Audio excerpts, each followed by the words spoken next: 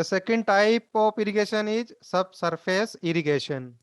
There are two subtypes of that subsurface irrigation. First one, natural sub irrigation, and second one, artificial sub irrigation. Beta, in natural sub irrigation, when underground irrigation is achieved by natural processes without any additional extra effort, it is called natural sub irrigation.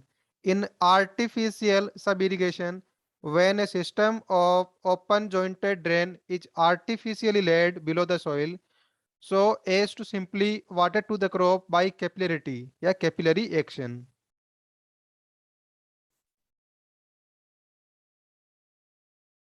Then it is known as artificial sub irrigation. बेटा natural में क्या है कि हम लोग कोई extra effort means क्या है, पाइपलाइन ले करना अंडरग्राउंड, वैसा कुछ नहीं करने वाले हैं. वो नेचुरली आपका जो वाटर है वो रूट जोन में पहुंचेगा. क्लियर है? आर्टिफिशियल में क्या होगा? आर्टिफिशियल में आप लोग पाइप या ड्रेन ले करोगे बेटा वहां पे ग्राउंड में. क्लियर है? उनके थ्रू पानी डिस्चार्ज होगा और वो पानी कैपिलरी एक्शन के थ्रू क्रॉप के रूट जोन तक पहुंचेगा. ये दोनों के अंदर आपका बेसिक सा डिफरेंस है.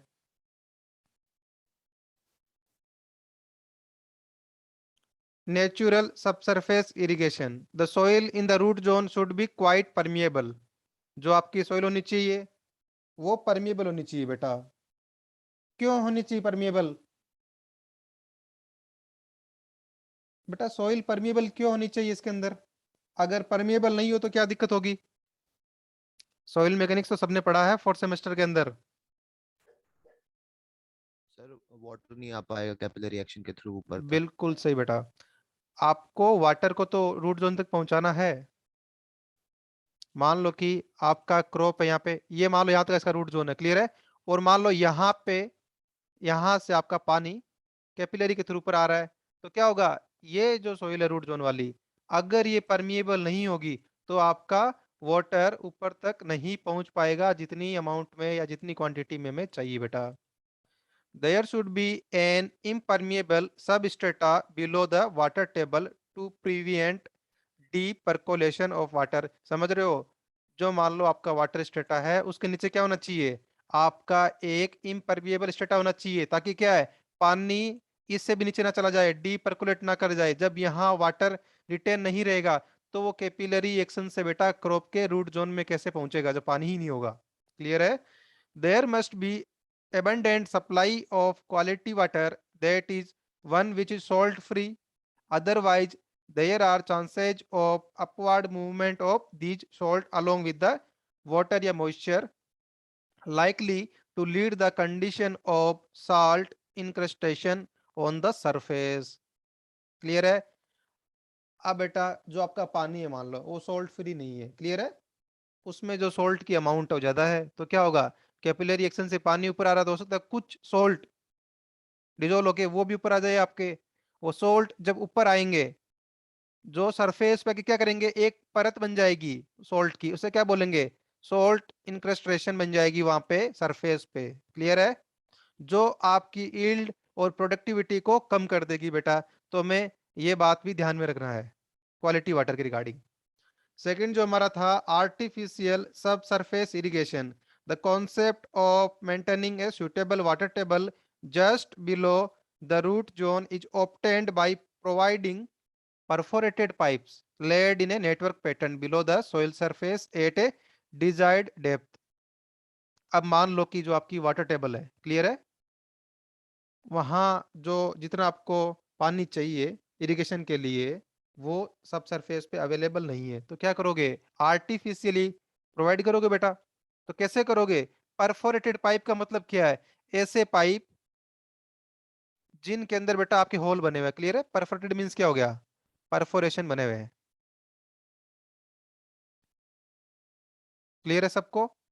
उसके थ्रू पानी पहुंचाएंगे, इसलिए हमने क्या बोला इसको आर्टिफिशियल बोला, या मैन मेड बोल सकते हो आप लोग. मैन मेड या artificial subsurface irrigation method for uniform distribution of water percolating into the soil. The pipe are required to be very closely spaced, कितना स्पेसिंग होना चाहिए, 0.5 metre. Further, in order to avoid interference with cultivation, the pipe have to be buried not less than 0.4 metre depth. अब आपको पता है कि जब आप फील्ड है बेटा, फील्ड प्रिपरेशन करोगे या फील्ड में जब भी आप क्रॉप ग्रो करोगे, तो आपको क्या है, सबसे पहले प्लो कराओगे, हल चलाओगे उसके अंदर, तो क्या होगा, वो जो आपके पाइप लगे अंडरग्राउंड, वो क्या होने चाहिए, इतनी डेप्थ पे होनी चाहिए कि जब मैं कोई भी ऑपरेशन करूं फील्ड के अंदर, लाइक प्लोइंग कर रहा हूं, क्लियर है, तो क्या है, वो पाइप डिस्टर्ब ना हो या उस ऑपरेशन में कोई डिस्टरबेंस ना हो due to that underground pipe या ड्रेन। तो इसलिए क्या करेंगे, मिनिमम ग्राउंड सरफेस से 0.4 मीटर बिलो उस पाइप को आप लोगों को या ड्रेन को आप लोगों को इंस्टॉल करना है बेटा। ताकि क्या होगा कि जब भी आप प्लोइंग करोगे, तो उसकी डेप्थ क्या होती है प्लोइंग की नॉर्मली, 20 सेंटीमीटर, 10 सेंटीमीटर। तो क्या होगा, वो इन पाइप नेटवर्क को डिस्टर्ब नहीं करेगा बेटा। अगर आपने ध्यान में नहीं रखा, जब आपने प्लोइंग करी या कोई ऑपरेशन करा, तो क्या होगा कि वो पाइप सिस्टम आपका डैमेज हो सकता है बेटा। क्लियर है, इसीलिए बोला गया कि उसकी डेप्थ आपको मिनिमम 0.4 मीटर आपको रखनी है below the ground surface. This method of irrigation is not very popular because of high expense involved, unsuitable distribution of subsurface moisture in may case, and possibility of clogging of the perforation of pipe। ये काफी महंगा method है बेटा आपका। और इसके अंदर क्या है, जो आपकी पाइप है, पाइप के थ्रू पानी सप्लाई हो रहा है, तो क्या है, हो सकता है उन परफोरेशन पे क्लोगिंग हो जाए, मींस क्या, ब्लॉक हो जाए आपके परफोरेशन। अगर परफोरेशन ब्लॉक हो गए due to impurity, due to वहां पे जो सॉइल रखी है उसकी वजह से, तो क्या होगा कि आपका जो पानी है बेटा वो रूट जोन तक नहीं मिल पाएगा, तो आपका इरिगेशन भी नहीं हो पाएगा बेटा इस केस में। देख पा रहे हो इस फिगर से, आर्टिफिशियल सब सरफेस इरिगेशन बेटा, ये आपने परफोरेटेड पाइप या ड्रेन देख रहे हो परफोरेशन,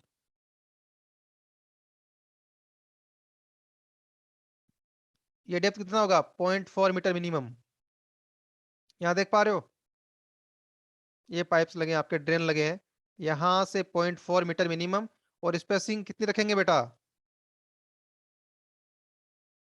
नॉर्मली स्पेसिंग कितना रखता है पाइप के बीच का, 0.5। 0.5, करेक्ट बेटा।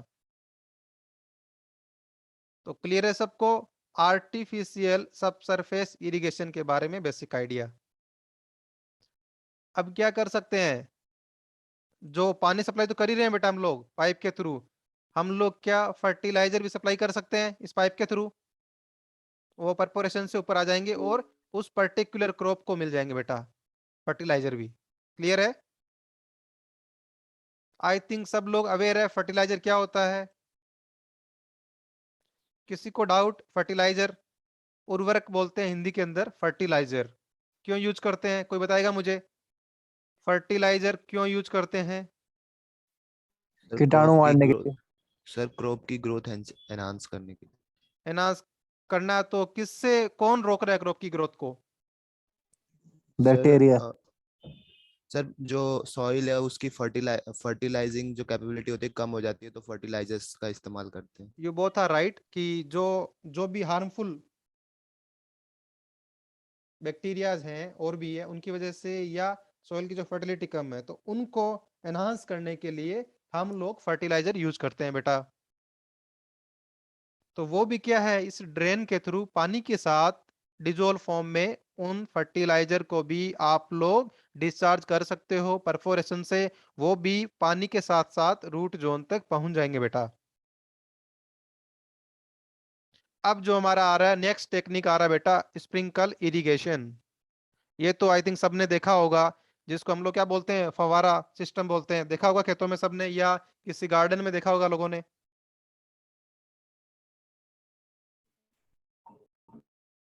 इससे तो आई थिंक सभी लोग फेमिलियर होंगे ही।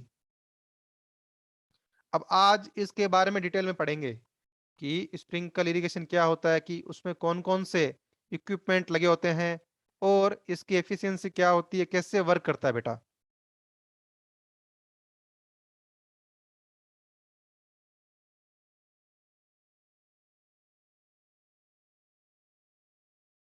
Sprinkle method consists of applying the water in the form of a spray through a network of pipe and pump.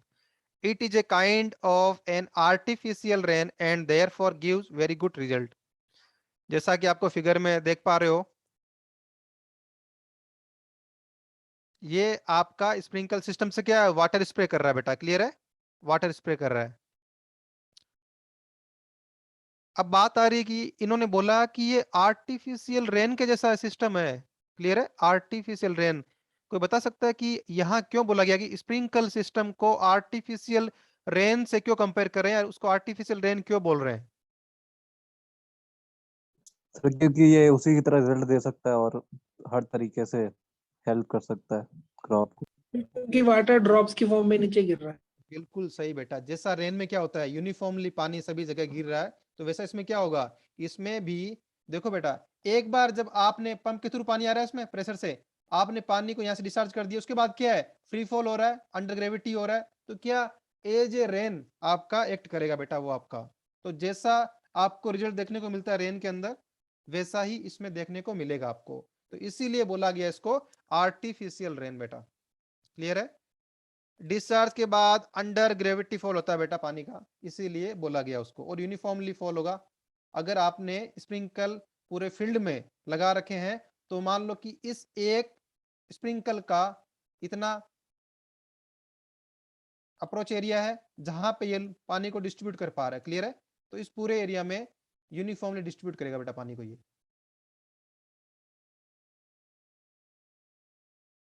It is an overhead irrigation in which water is distributed through a system of pipe, usually by pumping under pressure. आपको पता है कि एक network को pipe लगा हुआ पूरे field के अंदर, और फिर पर्टिकुलर उस पाइप पे कुछ लोकेशंस पे आपने स्प्रिंकल लगा रखे हैं इक्वल स्पेसिंग पे, तो वहां पे पानी कैसे पहुंचेगा बेटा, पंपिंग के थ्रू अंडर प्रेशर पानी पहुंचेगा। It is then spread into the air and irrigate entire soil surface through spray head so that it break up into small water drop which fall to the ground under gravity, or you can say free fall होगा। The spray is developed by flow of water under pressure through small orifice of nozzle। जब देखो बेटा इसकी nozzle की बात कर रहा है,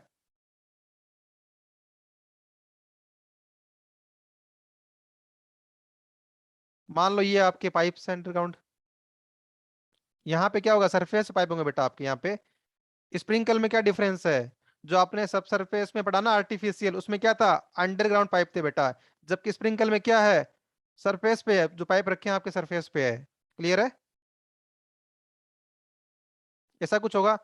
ये क्या आपका, मान लो कि आपका ये मेन फ्लो के पाइप्स हैं पूरे फील्ड में, उस पे क्या है, उस पे आपने वर्टिकली पाइप्स वहां पे रेक्ट कर रखे हैं बेटा, और यहाँ पे क्या होगा, यहाँ पे आपका जो स्प्रिंकल है, जो नोजल है, वो कनेक्टेड होंगे, और यहाँ से पानी आपका डिस्ट्रीब्यूट होगा बेटा, तो उसके बारे में बात किया गया है। तो कोई मुझे बताएगा कि ओरिफिस का यूज क्या है, पढ़ा हो किसी ने, थर्ड सेमेस्टर हाइड्रोलिक्स, ओरिफिस क्यों का क्या काम आती है?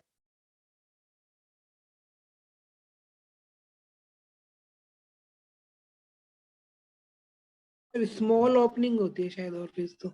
वो तो ठीक है बेटा, लेकिन यूज क्या है कुछ, अभी तो ठीक है, यहाँ पे तो उतना फर्क नहीं पड़ेगा आपको उस ओरिफिस के, यू कैन से इंपॉर्टेंस इरिगेशन में तो, लेकिन मैं पूछ रहा हूँ कि ओरिफिस के बारे में थर्ड से में पढ़ा होगा हाइड्रोलिक्स के अंदर, ओरिफिस का यूज क्या होता है? अगर बेटा ऐसे एक्ट करोगे तो फिर क्या फायदा पढ़ाने का, कोई बेनिफिट मिल पाएगा? छोटी छोटी चीजें नहीं पता आप लोगों को, थर्ड से में पढ़ा है आप लोगों ने, अभी तो पास आउट ही नहीं हुए, तब आपका ये हाल है, एक को भी नहीं पता पूरी क्लास में। सर प्रेशर इंक्रीज करता है। Pressure increase, sir flow rate को मेजर करता है शायद। और बाकी जनता, तो क्या ये इतना टफ टॉपिक था जो आप लोग पढ़ नहीं पाए?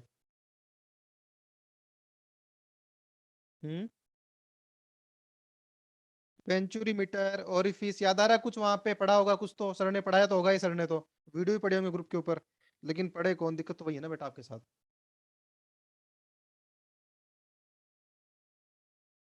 चलो ठीक है, फ्लो मेजरमेंट, उसके बाद बात करते हैं pressurised irrigation through device called sprinkle. revolving sprinkle head are usually located on the rising pipe attached to the lateral. जो मैंने बताया था अभी आपको फिगर बना के, उसमें जो वर्टिकल पाइप है या इसको बोलते हैं राइजर बोलते हैं, वहां पे टॉप पे आपका स्प्रिंकल हेड अटैच होगा बेटा। अब वो क्या रोटेट करता है, आपने देखा होगा कभी भी स्प्रिंकल को, फवारे को, कि वो पूरा घूमता रहता है। क्लियर है? पूरा घूमता रहता है। मेनली क्या होता है कि दो डायरेक्शन में उससे क्या होता है, पानी का डिस्टर्ब होता है बेटा। अब क्या होगा, अगर जब रोटेट करेगा तो क्या होगा, ये पानी पूरे थ्रू आउट पेरीफेरी में आपका पानी डिस्ट्रीब्यूट हो पाएगा। क्लियर है? ऐसा मान लो कि उस स्प्रिंकल में क्या है, दो जगह ओपनिंग है, दो ही ओपनिंग से सामान लिया। क्लियर है? अब जब ये स्प्रिंकल Hello, घूम, sir. Hello. बोलो बेटा। Sir, orifice is a device used for measuring flow rate. या बेटा बता दिया अभी, ठीक है। Yes. sir. The water jet comes out through the revolving sprinkle head with force. You can say under pressure, जो आपका पानी रहेगा तभी तो वहां तक पहुंच पाएगा, और बाहर आने के बाद अंडर ग्रेविटी आपका फ्री फॉल होगा बेटा। बात आ रही कि ऑब्जेक्टिव क्या है स्प्रिंकल इरिगेशन का। To develop a smart irrigation system in order to get a significant saving in the consumption of water to irrigate the crop. अब आपको पता है कि स्प्रिंकल में क्या होगा, आपके पास कंट्रोल है पूरा बेटा, कितना डिस्चार्ज कब चाहिए। क्लियर है? तो क्या बोल सकते हैं, स्मार्ट इरिगेशन सिस्टम है। वाटर को क्रॉप रिक्वायरमेंट के अकॉर्डिंग आप लोग सप्लाई कर सकते हो बेटा। क्लियर है? To control the water application convenient for giving light and frequent irrigation and higher water application efficiency. आगे चैप्टर में बात करेंगे वाटर एप्लीकेशन एफिशिएंसी कौन कौन सी है। अभी के लिए समझ लो कि जितना पानी आया और प्लांट को कितना मिल रहा है। क्लियर है? अब वो रूट जोन में मिल रहा है कितना कंज्यूम कर रहा है, आगे बात करेंगे उसके बारे में। तो प्लांट को कितना पानी मिल रहा है, हमने कितना पानी वहां से कन्वे किया था स्टार्टिंग पॉइंट से। क्लियर है? तो water application efficiency in the case of sprinkle irrigation, जितने भी सिस्टम हमने पढ़े हैं अभी तक, जितने भी टेक्निक्स पढ़ी है बेटा हमने, उनमें से अब तक क्या है सबसे बेस्ट कौन सा रहेगा?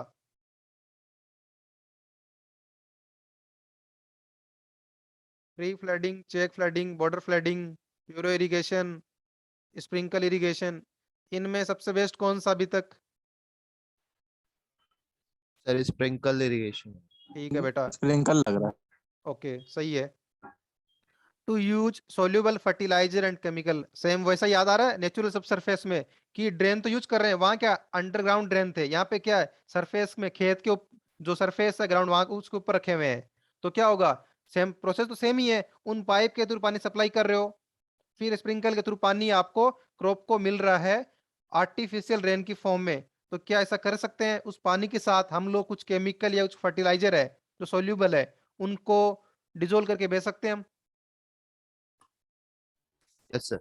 Yes, तो sir. वो भी आपका यू कैन से मल्टी यूज हो गया, जैसा हम लोग आर्टिफिशियल सब सरफेस इरिगेशन में कर रहे थे, तो वैसा ही टेक्निक हम लोग यहाँ यूज कर सकते हैं फर्टिलाइजर को क्रॉप तक पहुंचाने के लिए। To provide sufficient flow capacity to meet the irrigation demand, to reduce the erosion of soil that is common in surface irrigation system. कोई मुझे बताएगा इस पॉइंट का मतलब क्या है? टू रिड्यूस द, इसमें इरोजन कैसे रिड्यूस होगा, और सरफेस वाले लाइक फ्लो इरिगेशन में आपका इरोजन हो रहा था और यहाँ इरोजन कैसे कम हो जाएगा सॉइल का? सर सरफेस पे वाटर अगर फ्लो करेगा तो सॉइल इरोड होगी, और अगर बिल्कुल स्प्रिंकल हो रहा है तो नहीं होगी। यस, क्यों इसमें क्या है, हम लोग वाटर क्या बेटा, हम लोग उससे रिक्वायर्ड अमाउंट अप्लाई कर रहे हैं, और क्या है वाटर क्या आपका वर्टिकली आर्टिफिशियल रेन की फॉर्म में वहां पे यू कैन से ड्रॉप हो रहा है। अब जब एक मान लो एक फ्लो रहे आपका, फॉर एग्जांपल फ्लो इरिगेशन में क्या था, ऐसा ही कुछ सीन था कि पानी छोड़ दिया फिर लेके जा रहा, तो क्या जब ये फ्लो करेगा इसके पास वेलोसिटी होगी, तो जो सॉइल के जो पार्टिकल है उनको भी साथ लेके जाएगा बेटा, इरोजन तो वही है। जबकि आर्टिफिशियल रेन या स्प्रिंकल इरिगेशन में क्या है, वर्टिकली ड्रॉप और अंडरग्रेडेड ड्रॉप हो रहा है, वेलोसिटी कम है उसकी, और वर्टिकली ड्रॉप हो रहा है, उस अमाउंट में ड्रॉप नहीं जितना एक साथ चल रहा था डिस्चार्ज फ्लो के अंदर। तो इसीलिए बोला गया कि जो सॉइल का इरोजन मेरा कम होगा। कोई बताएगा अगर सॉइल का इरोजन होगा तो उससे क्या नुकसान है हमें? सर टॉप सॉइल जो होती है वो फर्टाइल होती है, अगर वो इरोड हो जाएगी तो फर्टिलिटी भी चली जाएगी। बिल्कुल करेक्ट बता। तो अगला आ रहा है आधे क्रॉप्स वैसे भी yes to conduct fundamental and applied research in water management. Clear है? to ensure uniform distribution of water, जब पता है आपको कि जो स्प्रिंकल में दो ओपनिंग्स एग्जांपल और वो रोटेट कर रहा है तो क्या होगा, यूनिफॉर्म डिस्ट्रीब्यूशन होगा आपका उस जितने का अप्रोच एरिया है उस स्प्रिंकल का पर्टिकुलर का, और हम नंबर ऑफ स्प्रिंकल लगाएंगे हमारे फील्ड के अंदर तो पूरा फील्ड कवर करने की ट्राई करेंगे और वो यूनिफॉर्मली वाटर का डिस्ट्रीब्यूशन करेगा बेटा आपका।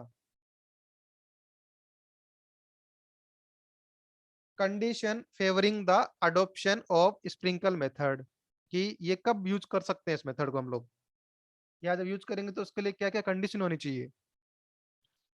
बेटा देखो वहां पे क्या था कंडीशन, कई जगह कंडीशन थी कि आपका ग्राउंड रेगुलर हो, तब यूज कर सकते हैं प्रीवियस मेथड्स में या टेक्निक्स के अंदर। यहाँ क्या है, आपकी टोपोग्राफी रेगुलर है, कोई इश्यू नहीं है, जब सरफेस इरिगेशन नहीं कर पा रहे तो वहां हम लोग ये स्प्रिंकल मेथड यूज कर लेंगे। क्यों, इससे फर्क नहीं पड़ता, स्लोप तो काम ही नहीं आ रही इसके अंदर, स्लोप है या नहीं है कोई इश्यू नहीं। क्यों, क्योंकि पाइप में हम लोग पानी अंडर प्रेशर सप्लाई कर रहे हैं। क्लियर है? When the land gradient, same वैसा ही प्रोफाइल जो पहले लिखा था, इरेगुलर है या स्टीप है, तो उस केस में भी हम लोग कर सकते हैं। और जहां सोइल इजीली इरोजन हो रहा है सोइल का, वहां पे क्या करेंगे, सरफेस या फ्लो इरिगेशन जो हम है वो यूज नहीं करेंगे, तो क्या है स्प्रिंकल इरिगेशन हम लोग यूज कर सकते हैं वहां पे, जैसा हमने प्रीवियस पॉइंट पढ़ा था कि सोइल का इरोजन रिड्यूस करता है ये। when the land soil is excessively permeable so as not to permit good water distribution by surface irrigation, और when the soil is highly impermeable, दोनों ही केस में जब आपका सरफेस इरिगेशन से पर्पज फुलफिल नहीं हो पा रहा, या तो बहुत ज्यादा परमिएबल है या हाईली इम्परमिएबल है, तो उस केस में क्या है, हम लोग स्प्रिंकल इरिगेशन से बेटा स्प्रिंकल इरिगेशन को यूज कर सकते हैं। क्यों, अगर मान लो कि मेरा बहुत ज्यादा परमिएबल हुआ तो क्या होगा, वाटर रिटेन नहीं रख पाएगा, वाटर अंदर डीपर्कुलेट कर जाएगा, या इम्परमिएबल हुआ तो पानी को पेनिट्रेट करने के लिए, अंदर जाने के लिए टाइम चाहिए, और पानी वहां इतना रहेगा ही नहीं कि फ्लो कर जाएगा वो। उस केस में क्या है, स्प्रिंकल में क्या होगा कि कंटिन्यूसली पानी मिलता रहेगा, डिस्चार्ज एज कंपेयर टू उतना एक साथ नहीं मिलेगा, लेकिन क्या है कंटिन्यूस पानी मिलता रहेगा। तो अगर ज्यादा परमिएबल होगा तो उस केस में क्या है, कंटिन्यूस पानी मिलता रहेगा, टाइम मिलेगा उसको वाटर रिटर्न करने के लिए। अगर कम परमिएबल होगा तो उस केस में भी क्या है कि वाटर तो मिल ही रहा है वहां पे, तो इजीली वो स्लोली आपका प्रोसेस चलता रहेगा continuous.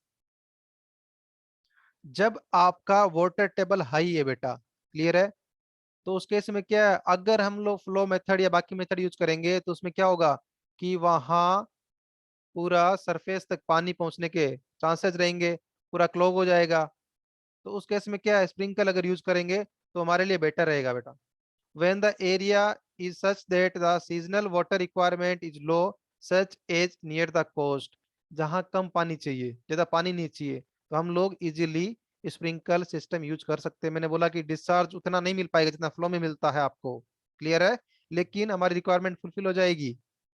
when the crop to be grown, कौन कौन से क्रॉप के बारे में बात कर रहा है, कैसी कंडीशन चाहिए, ह्यूमिडिटी कंट्रोल, जैसे टोबैको के लिए क्रॉप हैविंग शैलो रूट, जिनकी जो रूट की डेप्थ है, जो जड़ें हैं बेटा वो ज्यादा डेप्थ तक नहीं है, क्लियर है, उनके लिए crop requiring high and frequent irrigation, जिसको फ्रीक्वेंट इरिगेशन चाहिए, क्लियर है, या जिनको ज्यादा टाइम तक पानी चाहिए बेटा। नेक्स्ट आपका है all crop are suitable except crop like paddy और जूट, उनके लिए नहीं है बेटा। When the water is available with difficulty and is scarce, जहां पानी थोड़ा मिलना मुश्किल है, क्लियर है, तो हमें क्या करना पड़ेगा, उस वाटर को बेटा इफेक्टिवली यूटिलाइज करना पड़ेगा हमें। तो उस केस में हम लोग स्प्रिंकल इरिगेशन यूज कर सकते हैं, जैसा मैंने बताया आपको कि वाटर एप्लीकेशन एफिशिएंसी बेटा इसकी हाई है। It can advantageously to be used for many crop because it fulfill the normal requirement of uniform distribution of water। हमें पता था कि यूनिफॉर्म डिस्ट्रीब्यूशन होगा तो काफी सारी क्रॉप के लिए ये फायदेमंद रहेगा आपका। This method possess great potential for irrigate the area where other type of surface and subsurface irrigation are very difficult। May be topography regular हो, मे बी स्टीप ग्रेडियंट हो आपका, may be water table high हो, जो जो disadvantages थे surface irrigation के या previous technique के, जहां उनको यूज नहीं कर सकते थे, वहां पे क्या है, आप स्प्रिंकल मेथड को बेटा यूज कर लो वहां पे। क्लियर है? सर फोर्थ पॉइंट समझ नहीं आया सर। ओके, इश्यू बेटा देखो, अगर मान लो आपकी वाटर टेबल हाई है, क्लियर है, वाटर टेबल हाई है, तो आपने पढ़ा होगा प्रीवियस मेथड वाटर में, टेबल मतलब तो क्या है कि जब आपका पानी की अमाउंट ज्यादा है फ्लो इरिगेशन मेथड में या प्रीवियस टेक्निक में, तो उसमें क्या है, ज्यादा पानी परकोलेट कर सकता है, चांसेस ज्यादा है उसके, तो क्या होगा, वाटर टेबल सरफेस तक आ जाएगा पानी आपका, तो पूरा खेत आपका फ्लडिंग हो जाएगी। तो आपको पता है ज्यादा पानी भी अच्छा नहीं है, और जो आपने डिसएडवांटेजेस पढ़े थे ओवर इरिगेशन के, वो सभी आएंगे यहाँ पे। समझ रहे हो बेटा? स्प्रिंकल में क्या है, जो आपका पानी है ड्रॉप की फॉर्म में मिल रहा है, तो वो डिस्चार्ज या कंट्रोल डिस्चार्ज है, तो वो पानी क्या है, धीरे धीरे जाएगा वाटर टेबल के पास आपका। उस केस में क्या है, आप स्प्रिंकल मेथड यूज कर सकते हो, ताकि आपका ओवर इरिगेशन या फ्लडिंग ना हो फील्ड के अंदर, उसको रोकने के लिए। क्लियर है? Okay sir. एडवांटेजेस क्या क्या है, तो हमने बोला ना कि वाटर एप्लीकेशन एफिशिएंसी हाई है, तो वो एफिशिएंसी हाई कैसे हुई, क्या क्या रीजन थे कि जिनको ओवरकम करके स्प्रिंकल सिस्टम में इरिगेशन की एफिशिएंसी हमने बढ़ा दी बेटा। सबसे पहला क्या है, seepage loss which occur in earthen channel, जो मिट्टी की हमने क्या करा, जो बेटा डिच बनाए थे, याद होगा आपको प्रीवियस टेक्निक्स में, हमने क्या करा, खेत में डिच बनाए थे, यू कैन से चैनल बनाए थे, तो आपको पता है उनमें सीपेज होने के चांस ज्यादा है। जबकि यहाँ पे क्या है, वो अर्दन चैनल ही नहीं है, पाइप के थ्रू पानी सप्लाई जा रहा है, फिर आपका राइज होके स्प्रिंकल के थ्रू डिस्ट्रीब्यूट हो रहा है, तो वो जो सीपेज लॉसेस थे बेटा आपके, वो कम हो गए बेटा पूरे। क्लियर है? Next, land levelling is not required. अब मान लो कि आपको जो प्रीवियस टेक्निक यूज करनी थी, तो उनके लिए क्या है, फील्ड कैसा होना चाहिए, लैंड की प्रिपरेशन करना पड़ेगा आपको। क्लियर है? वो चीजें जो आपके चैनल बनाने के लिए थी, आपको मान लो लैंड में लेवलिंग करना है, ताकि चैनल बनाना है, या अलोंग द स्लोप आपको प्रिपेयर करना है, तो वो सभी चीजें आपकी अवॉइड हो गई। अगर वो करते हैं, अगर हम लोग प्रिपेयर करते, क्या करते, टॉप की जो फर्टाइल सॉइल है उसको वहां से क्या करना पड़ता, हटाना पड़ता बेटा में, फिर एक्सकेवेट करना पड़ता, एग्जाम्पल डिच बनाना पड़ता, तो वो चीजें कम हो गई, तो क्या होगा, हमारी फर्टाइल सॉइल क्या है बेटा, अनडिस्टर्ब वहीं रह गई आपकी, तो हमारा क्या है, उससे प्रोडक्शन में हेल्प मिलेगी, हमारी यील्ड आपकी हाई रहेगी बेटा। Next, no cultivation area is lost for making ditches that result in increase about 16% of the crop area। एक बात सुनो, कोई मुझे बताएगा कि जो हम डिच बनाते थे प्रीवियस मेथड में, उनकी साइज क्या क्या थी, रफली idea?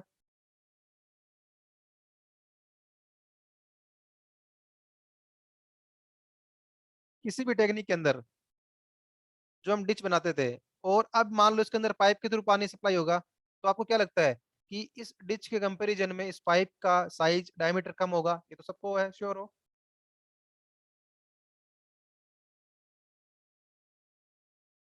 Previously yes technique sir. में हम लोग जो डिच बना रहे थे बेटा, यूके से गड्ढे बना रहे थे, चैनल बना रहे थे पानी सप्लाई के लिए, उनके कंपैरिजन में यहाँ जो पाइप यूज करेंगे, किसी पाइप यूज करते हैं नॉर्मली, या और भी पाइप यूज करोगे, तो उनका डायमीटर इनके कंपैरिजन में काफी कम होगा, तो उससे क्या होगा, जिस एरिया में आपका क्रॉप ग्रो कर रहा था, वो एरिया बढ़ा दोगे। क्यों? क्योंकि जो लैंड का पोर्शन आपका चैनल बनाने में, डिच बनाने में काम आ रहा था, वो कम हो गया। क्यों? पाइप के थ्रू। तो ये आपका बेनिफिट जो लिखा है कि 16% क्रॉप्ड एरिया, ऐसा फील्ड का ऐसा पोर्शन जहां पे आप लोग क्रॉप ग्रो करोगे, वो आपका कितना बढ़ जाता है, 16% तक आपका बढ़ जाता है बेटा स्प्रिंकल इरिगेशन में। In sprinkle system, the water is to be applied at a rate lesser than the infiltration capacity of the soil। कि सोइल में पानी जिस रेट से अंदर जाएगा, उससे कम रेट में हम पानी सप्लाई करते हैं, ताकि वहां पे कुछ तो पानी रिटर्न रहे एनी टाइम। क्लियर है? thus avoiding surface runoff and its bad effect। ताकि क्या है, पानी वहां सरफेस पे भी ना रुका रहे, एंड पूरा डीपर्कुलेट भी ना कर जाए। दोनों फैक्टर को हम लोग ध्यान में रखते हुए स्प्रिंकल सिस्टम में डिस्चार्ज, यू कैन से, वाटर वहां से रिलीज करते हैं बेटा उस स्पीड से। तो जो जो डिसएडवांटेज थे उस दोनों केस के, उन दोनों को क्या करेंगे हम यहाँ ओवरकम कर सकते हैं। क्लियर है? फर्टिलाइजर पता ही है आपको, पानी के साथ डिजोल्व करके भेज सकते हो आप लोग।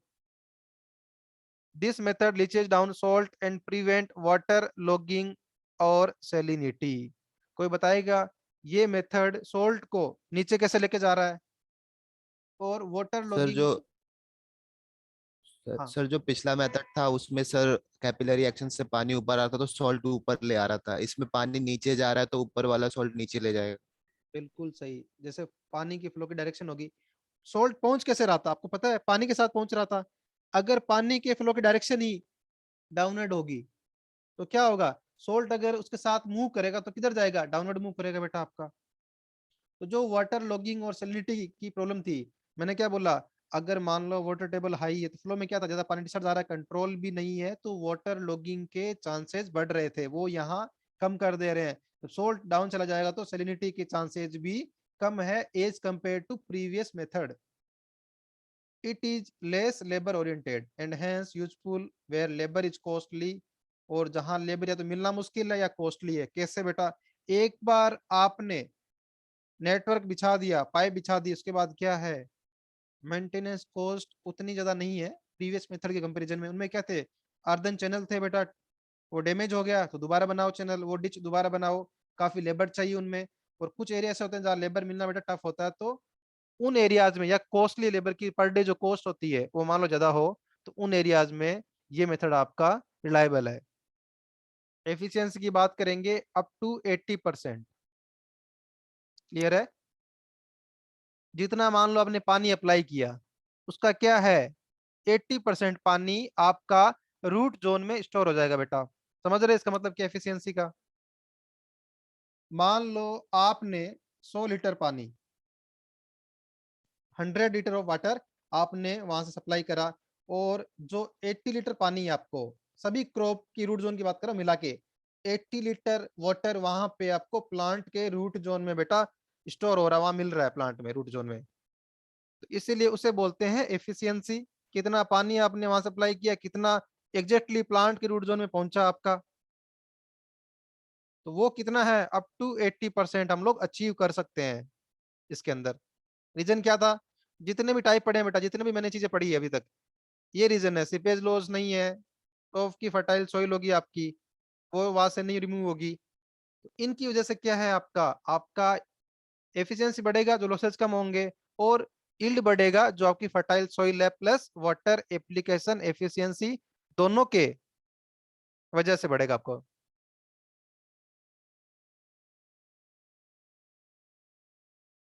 हाँ बेटा, जो स्पेसिंग आगे भी डिटेल में पढ़ेंगे, इनके पाइप की बीच की स्पेसिंग क्या होगी, तो एक जनरल आइडिया था स्टार्टिंग में कि 0.5 0.4 डेप्थ पे वहां पे प्रीवियसली, तो यहाँ भी बताएंगे आपको इसके अंदर कितना होगा, स्पेसिंग कैसे रखेंगे। और डेप्थ की तो बात ही नहीं है, सरफेस पे तो बेटा अप्लाई, पाइपलाइन कहाँ बिछा रहे हो, नेटवर्क कहाँ बिछा रहे हो, जो फील्ड है उसके ऊपर ही बिछा रहे हो बेटा, यहाँ डेप्थ की बात नहीं आएगी। यहाँ यू कैन से स्पेसिंग क्या है, दो पाइप के बीच की स्पेसिंग क्या है बेटा आपकी, तो उसकी बात आएगी आपकी। क्लियर है, तो आगे डिस्कस करेंगे अभी डिटेल में पूरे सिस्टम को, तो बताएंगे आपको कि उनकी वैल्यू क्या क्या होगी। लिमिटेशन क्या है, अगर मान लो ज्यादा तेज हवा चल रही है, विंड चल रही है, तो उसमें क्या होगा, जो यूनिफॉर्मली डिस्ट्रीब्यूट मेरा पानी हो रहा था वो नहीं हो पाएगा। क्यों, क्योंकि उस तेज हाई विंड की वजह से उस पानी का क्या है, जिस डायरेक्शन में विंड चल रही है वो केवल उसी डायरेक्शन में स्प्रे होगा बेटा आपका, तो लिमिटेशन हो गई वहां पे। जहां मान लो ज्यादा टेम्परेचर रहता, ज्यादा गर्मी है या ज्यादा विंड वेलोसिटी है, तो वहां क्या होगा, इवेपोरेशन लॉसेज क्या होंगे, ज्यादा होंगे। तो क्या है आपको पता है पानी क्या है, राइजर की हेल्प से नोजल के थ्रू डिस्ट्रीब्यूट हो रहा है, तो क्या है, इन्वायरमेंट में ग्राउंड सरफेस से ऊपर काफी ज्यादा टाइम के लिए रहेगा एग्जांपल, तो उस टाइम बिंग में क्या है, अगर हाई विंड होगी तो डिस्टर्ब करेगा, हाई टेम्परेचर होगा तो क्या होगा, वो पानी मॉइस्चर बन के ऊपर चला जाएगा, इवेपोरेशन लॉस ज्यादा होगा बेटा इस केस में। They are not suitable for crop requiring frequent and larger depth of irrigation such as paddy, जिसमें बेटा पानी की ज्यादा जरूरत है पेडी में। तो मैंने पहले ही बोला आपको, इसमें कंट्रोल्ड डिस्चार्ज उस अमाउंट में डिस्चार्ज नहीं मिल पाएगा जितना आपको फ्लो में मिल पा रहा था बेटा। क्लियर है, initial cost of the system very high, पता है सबको कि इतने सारे पाइप नेटवर्क, इतने राइजर, इतने नोजल, सब सिस्टम बिठाने हैं, पंप बिठाना है, तो इनिशियल कॉस्ट काफी हाई रहेगी बेटा इसकी। क्लियर है, और टेक्निकल स्किल क्या है कि जिन पर्सन से आप लोग ये नेटवर्क बिछवाओगे, सिस्टम लगवाओगे, तो उनको भी स्किल होनी चाहिए, उनको पता होना चाहिए कि स्प्रिंकल इरिगेशन सिस्टम या नेटवर्क कैसे ले करते हैं बेटा। Only sand and silt free water can be used to avoid damage to pump impeller. जब पता है कि पानी पंप के थ्रू आ रहा है तो वो भी ध्यान रखना पड़ेगा कि कौन सा पानी आ रहा है, उसमें सैंड और सिल्ट ना हो। अगर जब आपका पंप ही बेटा बार बार खराब हो जा रहा है तो ये सिस्टम में क्या होगा, बेनिफिट क्या मिलेगा?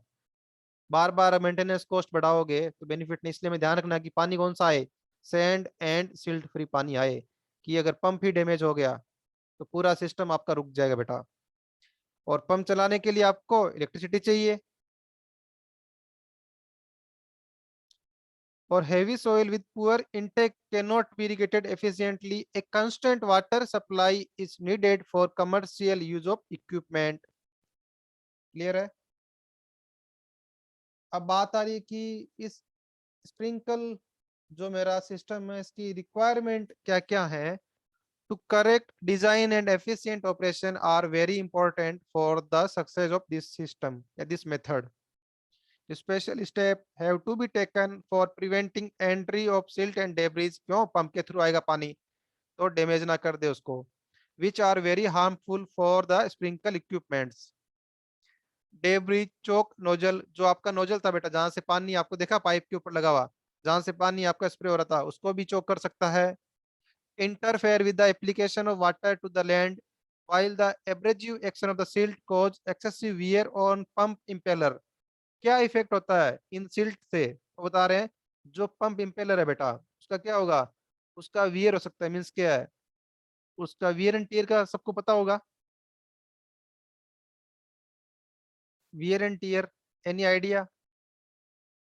जब मान लो बेटा आपका जो सिल्ट कंटेंट है, उसमें पार्टिकल है, वो बार बार उस पंप के इक्विपमेंट से बार बार क्या कोलाइड करेंगे तो क्या होगा, उसको डैमेज कर देंगे पोर्शन को, स्प्रिंकल नोजल एंड बियरिंग्स को भी। क्लियर है? The system is to be designed in such a way that the entire spread water seeps into the soil and there is no run off from the irrigated area. हम ये तो try कर रहे हैं पानी को कि रन ऑफ ना हो, जैसे फ्लो इरिगेशन में हो रहा था, वो जो उसके ड्रॉबैक थे वही तो हमें ओवरकम करने हैं बेटा। In the sprinkle irrigation network we have the main and sub main. कौन कौन से पाइप है, मेन पाइप है, सब मेन पाइप है, through which water under pressure is made to flow. Revolving sprinkle head are the usually mounted on the rising pipe attached to the lateral।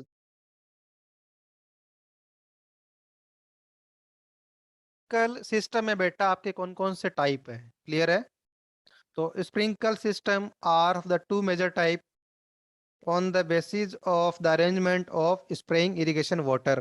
पहला कौन सा है, rotating head system and perforated pipe system. Pipe होगा जिसके अंदर perforation होंगे, और एक जैसा आपने देखा मैंने बताया था आपको, जो नॉर्मली आपने देखा होगा रोटेटिंग हेड वाला स्प्रिंकल सिस्टम। अगेन और जो क्लासिफिकेशन है based on the portability, sprinkle system are classified into 5 types. Portable system, semi portable, semi permanent, solid set, permanent. कोई बताएगा कि पोर्टेबिलिटी का मतलब क्या होता है, बेसिक आइडिया?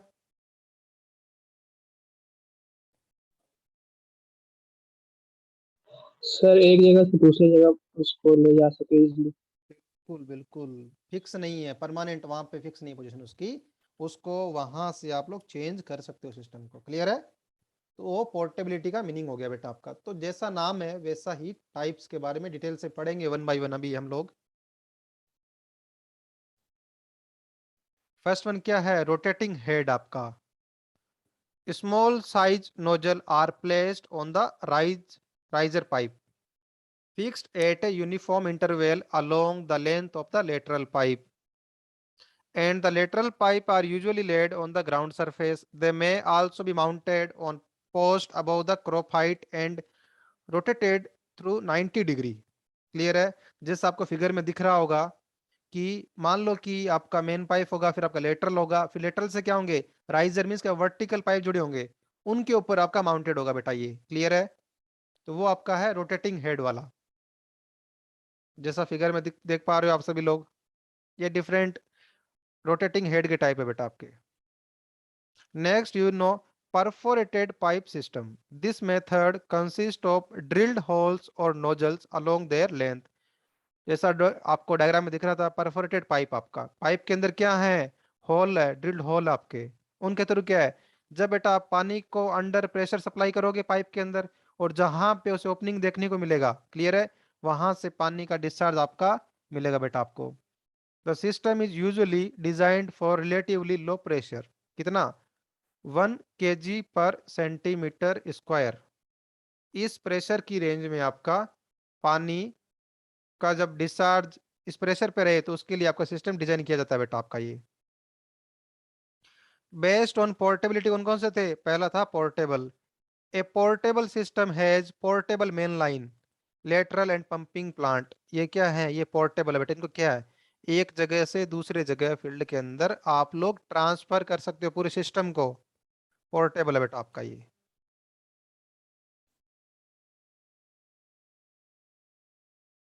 अब बात है सेमी पोर्टेबल में क्या होगा, कि कुछ जो आपका नेटवर्क का कुछ पोर्शन आप तो पोर्टेबल है, कुछ नहीं है। बात करते हैं कौन सा नहीं है।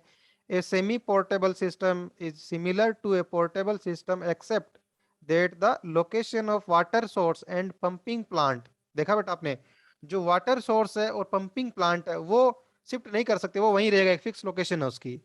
बाकी जो नेटवर्क आपका पाइप का, उसको सभी को आप लोग एक लोकेशन से दूसरे लोकेशन में उस फील्ड के अंदर आप लोग चेंज या शिफ्ट कर सकते हो। Semi permanent, a semi permanent system has portable lateral line, port, clear है। देखो बेटा पहला था पोर्टेबल, उसमें क्या है, पूरा सिस्टम ही आप लोग शिफ्ट कर सकते हो। फिर आया सेमी पोर्टेबल, क्या है, water source and pumping plant, ये वहां शिफ्ट नहीं कर सकते, मीन्स क्या, ये फिक्स हो गए दोनों। फिर आया सेमी परमानेंट, ध्यान देना बेटा, इसमें क्या है, मेन लाइन भी क्या है, वो भी परमानेंट है बेटा, आपकी मेन लाइन भी परमानेंट है। जबकि क्या है, लेटरल लाइन वो आपकी पोर्टेबल है बेटा। देखो बेटा सबसे पहले क्या था, वाटर सोर्स, पंपिंग सेट, वो दोनों तो प्रीवियस सेमी पोर्टेबल में भी फिक्स थे। इसमें आगे क्या हो गया, मेन लाइन भी आपकी फिक्स हो गई, परमानेंट हो गई। उसके बाद आगे क्या है, लेटरल्स है, वो क्या है, वो आपके पोर्टेबल है। अगला आपका आ रहा है solid set. A solid set system has enough lateral to eliminate their movement. इसमें क्या होगा, आपके पास फील्ड में काफी सारे लेटरल्स हैं, तो क्या है कि पूरा फील्ड कवर ऐसा मान लो, तो आपको लेटरल को मूवमेंट कराने की जरूरत नहीं है। The lateral are position in the field early in the crop season and remain for the season. पूरे सीजन के लिए आपके जो लेटरल्स है वहीं रहेंगे बेटा। क्यों, आपके पास नंबर ऑफ लेटरल्स ज्यादा है या अच्छे खासे अमाउंट में है, तो आपको उनको शिफ्ट करने की रिक्वायरमेंट नहीं है। प्रीवियस में क्या था बेटा आपको, कि पूरे क्रॉप फील्ड को कवर करे, उतना हमें नेटवर्क नहीं चाहिए, क्लियर है। मान लो कि आपके पास इतना ही नेटवर्क है, पाइप्स का, स्प्रिंकल का, सबका। अब क्या है कि इसको क्या कर सकते हो, पोर्टेबल में पूरे सिस्टम को आप लोग शिफ्ट कर दो, इस एरिया में करना, जब इस एरिया में करना है। और जैसे जैसे आगे बढ़ते गए पोर्टेबिलिटी कम होती गई, तो क्या हुआ कि कुछ पोर्शन या कुछ इक्विपमेंट आपके फिक्स रहेंगे, बाकी को आप वहां से शिफ्ट कर सकते हो। लास्ट आपका है permanent system. A fully permanent system consist of a permanently laid main, sub main, lateral और water source and pumping plant. Means क्या, जितना भी नेटवर्क है वो फिक्स रहेगा, कहीं भी शिफ्ट नहीं करेंगे, क्लियर है, कहीं भी शिफ्ट नहीं करेंगे। तो कोई मुझे बताएगा कि सॉलिड सेट और परमानेंट सिस्टम, इनमें क्या डिफरेंस हुआ दोनों के अंदर।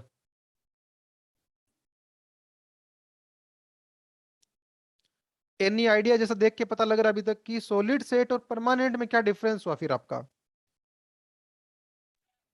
सर सॉलिड सेट में हम लेटरल को पहले ही फिक्स कर देंगे, लेकिन परमानेंट में एक बार जब हम सेट कर देंगे वही हमेशा यूज होता रहेगा। नहीं बेटा, एक और चलो ठीक है, कुछ आइडिया है, बाकी कोई और, any other. Sir solid set system जो है वो सीजन के हिसाब से सेट बिल्कुल होता है, सही बेटा, परमानेंट एक, सिस्टम। हाँ ये सही बात है, एक सीजन के लिए, एक सीजन के लिए उसको हम चेंज नहीं करेंगे। जहां एक बार हमने नेटवर्क ले कर दिया वहां ठीक है, सीजन के बाद क्या है, उसको हटा सकते हो, उसको ले जाओ कहीं पे। तो इसीलिए पोर्टेबल के कैटेगरी में आ रहा है आपका सॉलिड सेट भी बेटा, क्लियर है। ठीक है, हमारे पास लेटरल की अच्छी खासी क्वांटिटी है, तो उस सीजन में बार बार लेटरल को शिफ्ट नहीं करना पड़ रहा as compare to semi permanent system. लेकिन क्या है, सीजन के बाद तो शिफ्ट कर ही सकते हो उसको। परमानेंट में क्या है, एक बार जैसा ले कर दिया फील्ड में वो चेंज नहीं होगा, शिफ्ट नहीं होगा वहां से। क्लियर है? बार बार ये आपका बेसिक सा डिफरेंस है। 1 by 1 यू कैन से पोर्टेबिलिटी पोर्शन की कम होती जा रही है। जैसे जैसे बेटा हम लोग डाउनवर्ड मूव करेंगे वैसे वैसे क्या है, सबसे पहले था पोर्टेबल, सभी सिस्टम नेटवर्क पूरे को आप शिफ्ट कर सकते थे। फिर आया semi portable, water source pump को नहीं कर सकते, इसमें क्या है मेन को भी नहीं कर सकते। इसमें क्या है कि लेटरल अच्छी खासी क्वांटिटी में, इसलिए एक सीजन के लिए नहीं करेंगे, परमानेंट में किसी को भी बार बार शिफ्ट नहीं कर सकते आप लोग। तो ऐसे याद रख सकते हो आप लोग। ये आपका परमानेंट सिस्टम को मैंने बताया एक कंपोनेंट बना के। ये सम्प है, वाटर सोर्स है जहां से पानी आपको मिलेगा। सम्प क्या है? अंडरग्राउंड वाटर रिटर्निंग स्ट्रक्चर मान लो, जहां पे आप पानी स्टोर कर रखा है। उसको क्या है? मेन लाइन, पंप के थ्रू, चेक वॉल। कोई बताएगा मुझे चेक वॉल किस काम आता है? ये मेन है, ये लेटरल हो गया पाइप साइड में आपका। इसके ऊपर क्या राइजर लगा हुआ है, ऊपर आपका नोजल स्प्रिंकल लगा हुआ है। ये सिस्टम आपको देखने को मिलेगा। यहाँ बाकी सभी टर्म से तो आप फेमिलियर है बेटा। ये चेक वॉल क्या काम है? ट्रिपल W सबने पढ़ा होगा, वाटर सप्लाइंग सिस्टम सबने पढ़ा होगा। तो मुझे बताओ चेक वॉल किस काम आता है?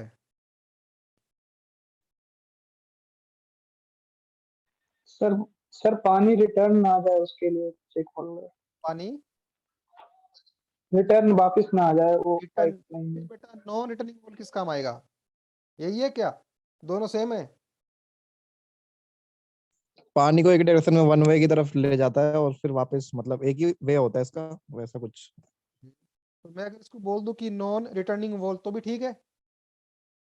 ये नाम ही पढ़ा होगा। हाँ सर। ये सर। हम्म, तो याद रखा करो बेटा, इतना जल्दी मत भूला करो चीजों को। तो जैसा दिख रहा है some water source, main line, pump, check valve इसमें लगा होगा। ये मेन पाइप आपकी, ये आपका लेटरल हो गया, लेटरल के ऊपर राइजर लगा होगा, राइजर के ऊपर आपका नोजल के फॉर्म में स्प्रिंकल अटैच होगा। ये आपके कंपोनेंट है बेटा बेसिकली। क्लियर है सबको? जो हम अब तक पढ़ते हुए आ रहे हैं सिंपली कंपोनेंट है इसके। ये आपका पूरा नेटवर्क ऐसा दिखने में मिलेगा आपको फील्ड के अंदर एक्चुअल में। क्लियर है? तो एक बार दोबारा स्पीडली देख लेते हैं कौन कौन से कंपोनेंट है, फिर 1 by 1 डिस्कस करेंगे डिटेल के अंदर। वाटर सोर्स हो गया आपका, संप हो गया, वाटर सोर्स हो गया, पंप लगा हुआ है, पानी को यहाँ से लिफ्ट करेगा और आगे प्रेशर के साथ सप्लाई करेगा बेटा। मेन पाइप लगी है, इसमें बाईपोस वॉल है, स्क्रीन फिल्टर लगे हैं ताकि जो आपके पार्टिकल आ रहे हैं जिनको आपको सेपरेट करना है, स्क्रीनिंग करनी है, तो उनको स्क्रीनिंग फिल्टर से स्क्रीन कर सकते हो। उसके बाद आपके main pipe, lateral, then riser, then आपका नोजल या स्प्रिंकल लगा हुआ है। कुछ एक नाम सबको पता है वॉल का काम क्या है? यहाँ पे एक दो टर्म है जो शॉर्ट फॉर्म में लिखे हुए हैं, उनको बता देता हूँ। QRC, quick release coupling. आगे पढ़ेंगे क्या चीज है कपलिंग, पहली बात। क्लियर है? बाकी तो आई थिंक सभी टर्म्स फेमिलियर आपको। Main pipe, lateral, riser, then nozzle या स्प्रिंकल सिस्टम आपका लगा हुआ है। QRC, quick release coupling. Clear है? तो 1 by 1 डिटेल में हम लोग पढ़ेंगे बेटा। सर जो स्क्रीनिंग है वो सिल्ट को रिमूव करने के लिए हो रही है। वैसे ट्राई करेंगे कि सिल्ट और सैंडी वाटर पंप बेटा, वो अगर पंप में आ गया फिर क्या फायदा, जब पंप तो पीछे लगा हुआ है ना। समझे तो मेरी सर बात? वो फिर तो फिर उसके लिए क्या करेंगे? उसके लिए भी तो कुछ फिल्टर्स लगाने पड़ेंगे। हाँ, वो या तो पंप से पहले लगाओ आपको। अगर जैसे आप बेटा बात कर रहे हो कि अगर सिल्ट और सैंड, देखो वैसे मैंने बोला, पहले ही बोल दिया आपको कि सिल्टी और सैंडी वाटर डिजोल्व वाला पानी में यूज करना ही नहीं है, हमें बोला पहले मैंने। अगर मान लो आप चाहते हो नहीं सर फिर भी मुझे यूज करना है, मुझे और पानी मिल नहीं रहा कहीं से, वो ही यूज करना, तो क्या करो, आपने पढ़ा होगा वाटर सप्लाई में कि सैंड और सिल्ट कंटेंट को पहले ही रिमूव कर लो बेटा। क्लियर है? पंप में आने से ओके पहले। अगर एक बार बेटा आपको पंप में आ गया तो आगे रोक के क्या करोगे उसको, पंप तो डैमेज हो ही रहा आपका, मतलब पूरा बेनिफिट नहीं मिल पा रहा उसको रोकने से आपको। क्लियर है? Okay sir. ठीक है। तो ये बेटा मेन कंपोनेंट जैसे देख रहे थे, पंप यूनिट, आपके जो main, sub main, lateral, riser जो ट्यूब्स है, पाइप है, कपलर बात कर रहे थे QRC, स्प्रिंकल हेड है जो आपका जहां नोजल अटैच होगा। इसके अलावा क्या आपके बेंड, वॉल, राइजर, प्लग्स लगे हुए डिफरेंट डिफरेंट। तो 1 by 1 हम लोग डिस्कस कर लेते हैं सभी को। सबसे पहला हमारा पंपिंग सेट है। द पंप यूजुअली पानी को लिफ्ट करता है, पहली बात तो। कहाँ से? सम्प से, वाटर सोर्स से। उसके बाद उस पानी को अंडर प्रेशर आगे पाइप में फ्लो कराता है। क्लियर है? उसी वजह से क्या होगा, आपका पानी डिस्ट्रीब्यूट होगा बेटा। अगर पंप सेट नहीं होगा तो क्या होगा, ना तो पानी लिफ्ट होगा, ना पानी आर्टिफिशियल रेन की फॉर्म में वहां से डिस्चार्ज होगा। दोनों ही ऑपरेशन नहीं हो पाएंगे, पंपिंग सेट नहीं होगा तो आपका। क्लियर है?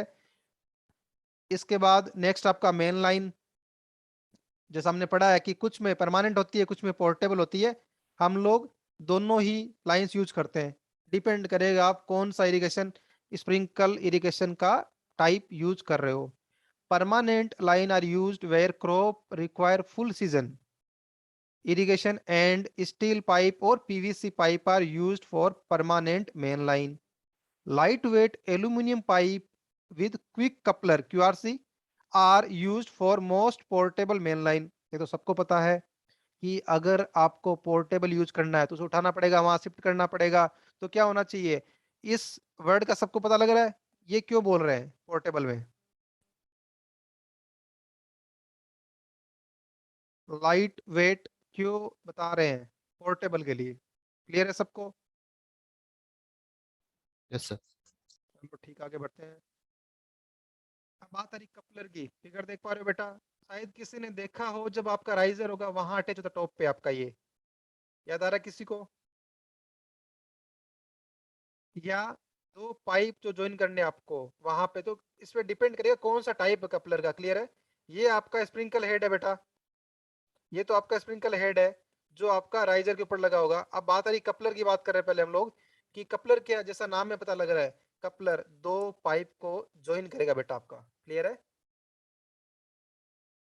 वहां से क्या कर सकते हो आप, पाइप को दो को ज्वाइन भी कर सकते हो और उनको डिस ज्वाइन भी मींस अलग अलग भी कर सकते हो वहां से। क्लियर है? वो कपलर की हेल्प से होगा बेटा आपका।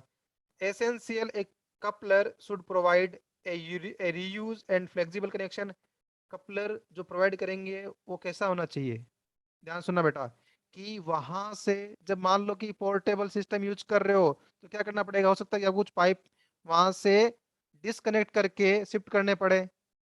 तो क्या होना चाहिए, कपलर कैसा हो, रीयूज हो एंड फ्लेक्सिबल कनेक्शन दे, वहां से कोई लीकेज ना हो, and simply easy to couple and uncouple means क्या है, दो पाइप को कनेक्ट कर सके और डिस्कनेक्ट कर सके इजीली, ऐसा हो कपलर आपका।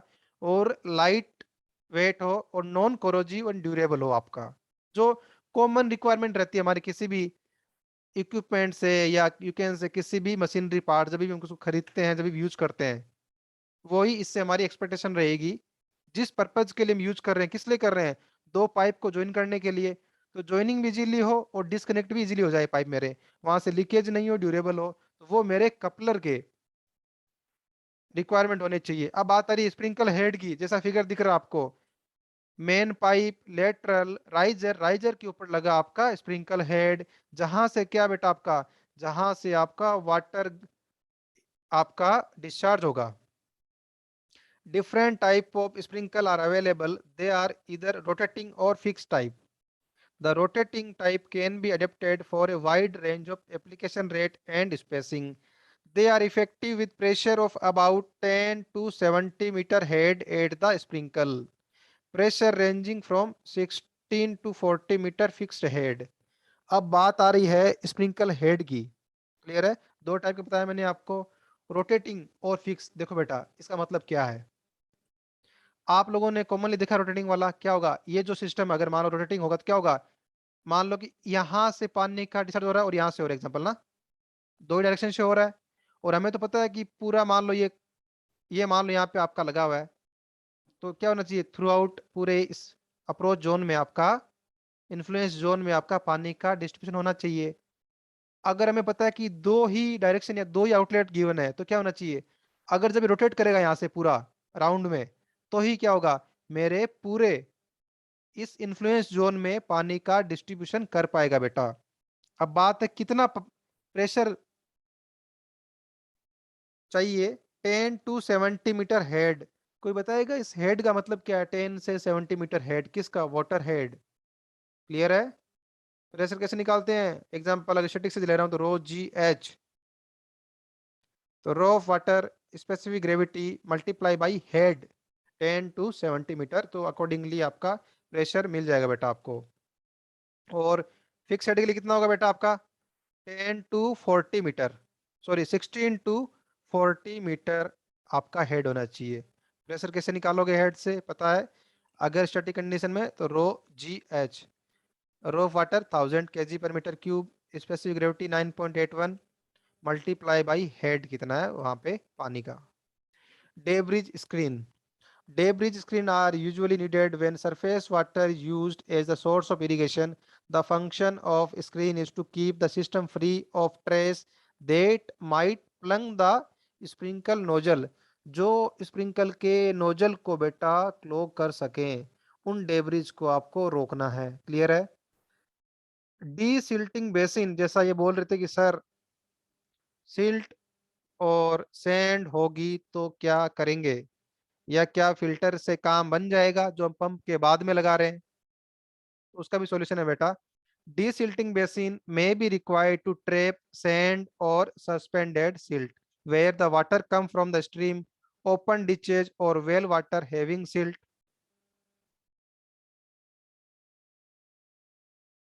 उन केस में अब बात आ रही है कि आपने सबने पढ़ा होगा कि वाटर सप्लाई सिस्टम में कि मान लो ये मेरा डीसिल्टिंग बेसिन बना हुआ है, यहाँ पे मान लो पानी आया आपके पास, रिवर से आया, कहीं से सोर्स से आया पानी, फिर आप यहाँ से पंपिंग करके स्प्रिंकलर में पहुंचा रहे हो, इसमें पानी स्टोर हो रहा है।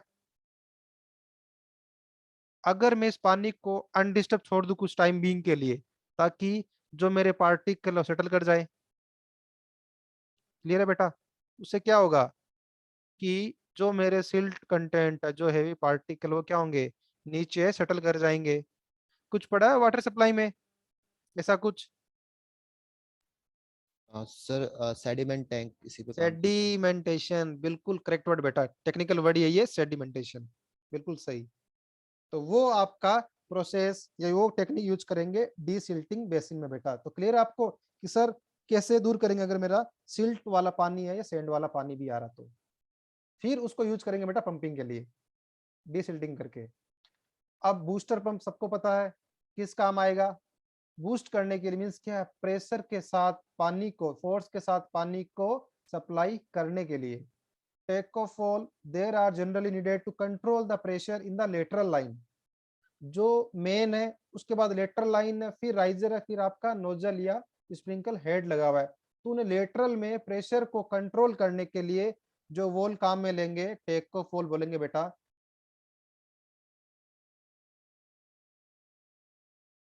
क्लियर है?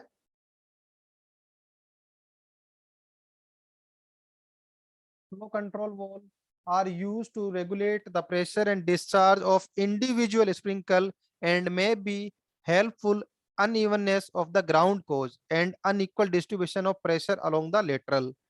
अब बेटा क्या है, हर स्प्रिंकल के लिए फ्लो कंट्रोल वॉल लगा है, ताकि क्या है कि पानी यूनिफॉर्मली डिस्ट्रीब्यूट हो वहां आने के बाद में भी, और प्रेशर मेंटेन रहे।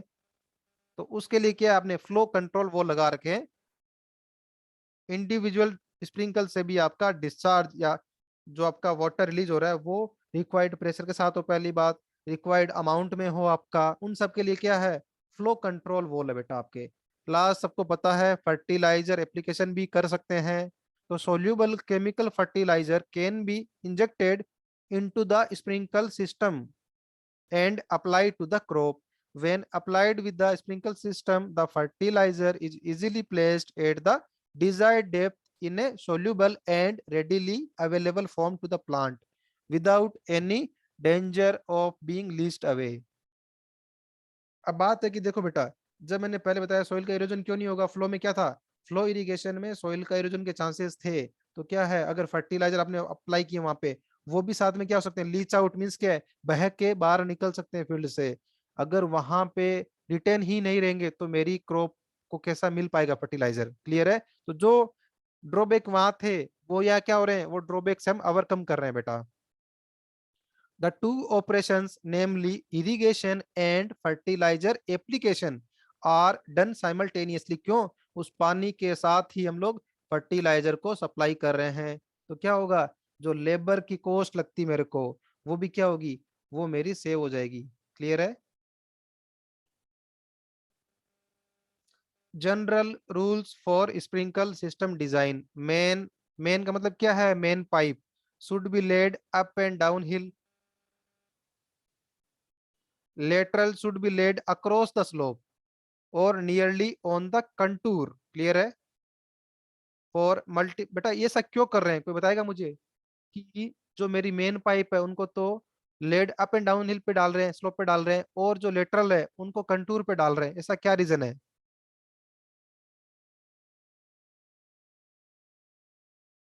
यानी आइडिया सर कुछ ताकि पानी का प्रेशर अच्छा मिल सके हमें।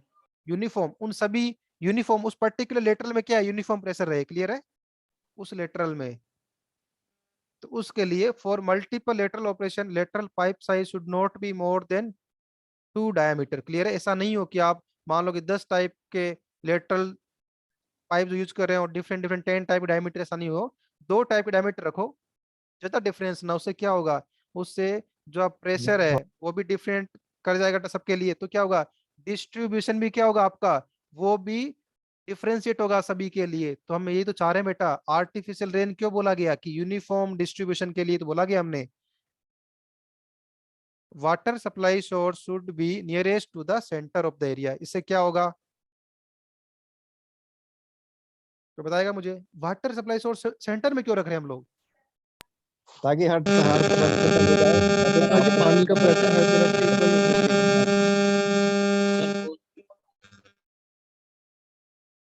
ताकि क्या बेटा, जो मेरे को पंप के थ्रू पानी सप्लाई करना है, पहली बात तो अगर सेंटर में रहेगा तो क्या होगा, जो फारदेस्ट पॉइंट रहेगा बेटा, समझ रहे हो, जो फारदेस्ट पॉइंट रहेगा, यू कैन से बाउंड्री का जो पॉइंट रहेगा, वो क्या रहेगा, ज्यादा डिस्टेंस नहीं रहेगी अगर मैं सेंटर पे रहूंगा तो। अगर वो ही मान लो आपका ये फील्ड एरिया है, क्रॉप एरिया आपका, मान लो यहाँ पे है वाटर सोर्स, तो क्या होगा, यहाँ से इस पोर्शन में पानी पहुंचाने के लिए क्या होगा, ज्यादा डिस्टेंस है, ज्यादा प्रेशर अप्लाई करना पड़ेगा आपको। अगर वो ही मान लो मैं सेंटर पे रखता है इसको, सेंटर में रखता है फील्ड के, तो क्या होगा, यहाँ से फारदेस्ट पॉइंट तो यही है बेटा, देख रहे हो, यहाँ से प्रेशर मेंटेन रखना भी और कम प्रेशर के साथ भी एज कंपेयर टू उसमें कंपैरिजन में वो आसानी रहेगी बेटा आपकी। क्लियर है? Layout should facilitate and minimise lateral movement during the season. Clear है? ऐसा लेआउट करना है कि ताकि हमें मूवमेंट कम से कम पॉसिबल हो, कराना पड़े उतना रहेगा सही हमारे लिए। क्लियर है? क्योंकि जब बेटा आप मूवमेंट करवाओगे तो लेबर लगेगा, तो क्या रहेगा, आपको कॉस्टली रहेगा बेटा। जितना कम मूवमेंट कराना पड़े, मान लो पोर्टेबल ही है तो भी क्या है, जितना कम मूवमेंट कराना पड़े उस हिसाब से डिजाइन करेंगे। अगर फिक्स है तो कोई दिक्कत ही नहीं है हमें। Booster pump should be considered where small portion of field would require high pressure at the pump. देखो नॉर्मली पंप तो यूज करना ही करना है, बूस्टर पंप कब यूज करेंगे, जब फील्ड एरिया काफी ज्यादा है, बड़ा एरिया फील्ड का, या ज्यादा प्रेशर चाहिए तो वहां बूस्टर पंप चाहिए। और अगर छोटा पोर्शन है तो वहां पे हम लोग कब यूज करेंगे, जहां छोटे एरिया में भी ज्यादा प्रेशर चाहिए, तो उस केस में हम लोग बूस्टर पंप यूज करेंगे। सिमिलरली क्या है, अगर लार्जर फील्ड है मेरा, क्लियर है, तो वहां अगर कम प्रेशर भी चाहिए, लेकिन क्या फील्ड का एरिया काफी ज्यादा है, उस पंप से उतना प्रेशर नहीं मिल पा रहा मैं, तो अभी भी आपको बूस्टर पंप यूज करना पड़ सकता है। कब यूज नहीं करेंगे, जब मेरा फील्ड एरिया छोटा है एंड प्रेशर भी कम चाहिए। क्लियर है सबको? तो उस केस में बूस्टर पंप का यूज अवॉइड कर सकते हो। अदरवाइज दोनों केसेस में, छोटा एरिया ज्यादा प्रेशर चाहिए या बड़ा एरिया है काफी ज्यादा और एक मिनिमम प्रेशर मेंटेन करना है, तो भी आपको बूस्टर पंप की रिक्वायरमेंट होगी बेटा। Layout should be modified to apply different rates and amount of water where soil are greatly different in the design area. जो आपकी जैसे सोइल की जैसी प्रॉपर्टी है बेटा, जितना पानी चाहिए उसके अकॉर्डिंगली आपको इसकी जो डिजाइन है उसको मॉडिफाई और अप्लाइड रेट में आपको पानी को अप्लाई करना पड़ेगा। तो उसी हिसाब से आपको लेआउट बेटा यू कैन से बिछाना पड़ेगा पानी स्प्रिंकल सिस्टम का। नेक्स्ट जो आपका टाइप है बेटा, ड्रिप या ट्रिकल इरिगेशन।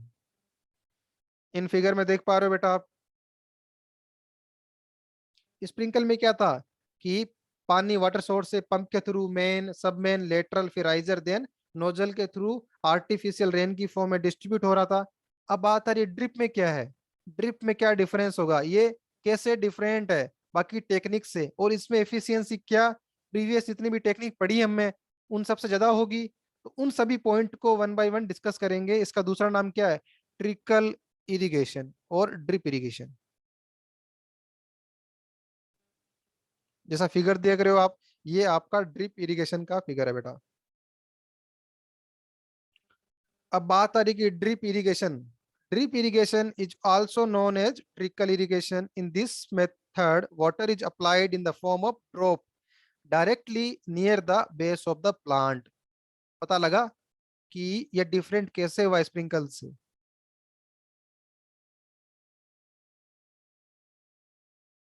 पानी जो है बेटा आप उसमें क्या कर रहे थे, उसमें राइजर नोजल के थ्रू आप रिलीज कर दे रहे थे पानी, फिर अंडर ग्रेविटी फ्री फॉल हो रहा था पानी, फिर पहुंच रहा था प्लांट। इसमें क्या कर रहे हैं, इसमें आप लोग उन पाइप के थ्रू पानी क्या है डायरेक्टली कहाँ लेके जा रहे हो, उस प्लांट के बेस के पास लेके जा रहे हो बेटा। क्लियर है, उस प्लांट के बेस के पास, यू कैन से उस प्लांट के बिल्कुल पास में लेके जा रहे हो पानी, फिर वहां से आप लोग डिस्चार्ज हो रहा है बेटा। It is one of the large latest, it is one of the latest developed method of irrigation which is more popular in the region facing scarcity of water। जिन एरिया में पानी की कमी है वहां पे बेटा सबसे बेस्ट मेथड है ये आपका ड्रिप इरिगेशन। क्लियर है सबको, आगे पढ़ेंगे क्यों बेस्ट है और कब यूज करना है। यहाँ पे बेटा देखो मैंने दो तरीके दिखाए हैं, एक तो क्या आपने पाइप के थ्रू, फिगर देखो पाइप के थ्रू पानी आ रहा है, फिर लेटरल, इसको अगर मैं मान लो मेन पाइप बोलता हूं तो ये लेटरल हो गई, लेटरल के थ्रू आपका पानी जस्ट उस क्रॉप के बेस के पास रिलीज होगा। यहाँ पे क्या इन्होंने ऐसा कुछ सिस्टम बना रखा है ताकि उस पर्टिकुलर वाटर होल्डिंग बोतल मान लो यहाँ पे, तो यहाँ पे रहे, फिर इस बोतल के थ्रू पानी डिस्चार्ज होता हुआ इस क्रॉप के जस्ट बेस में मिल रहा है।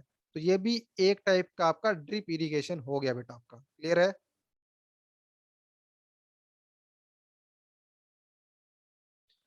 it is it can be defined as slow and frequent application of water। जितना मैंने क्या बोला, फ्लो से कम डिस्चार्ज, कम रेट में डिस्चार्ज मिल रहा था आपको स्प्रिंकल के अंदर, और स्प्रिंकल से भी काफी कम रेट में स्लोली पानी किस में मिलेगा आपको, ड्रिप इरिगेशन में मिलेगा to the plant root zone under low pressure. इसमें क्या होगा, स्प्रिंकल में क्या था, पंप यूज कर रहे थे और प्रेशर मेंटेन कर रहे थे। जैसा मैंने बताया आपको, रोटेटिंग हेड में प्रेशर क्या था और आपका फिक्स हेड में प्रेशर क्या क्या थे। इसमें क्या प्रेशर काफी कम रहेगा बेटा, प्लांट के बेस रूट जोन के पास डायरेक्टली पानी अप्लाई कर रहे हैं लो प्रेशर के साथ और frequently. It uses the water very economically and efficiently. it applies the correct quantity of water to the plant at the root zone through a network of pipes।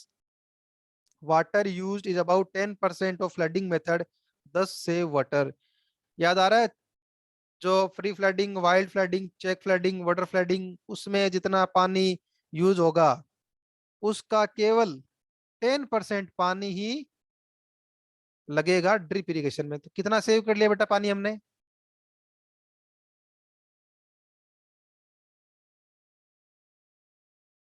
समझ में आ रहा है ये मेथड क्यों इतना एफिशिएंट है बेटा, रीजन क्या है।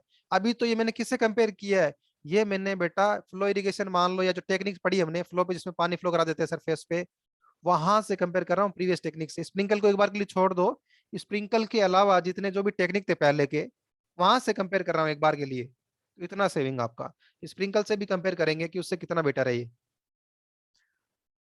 weed are controlled because only the place getting water can grow weed।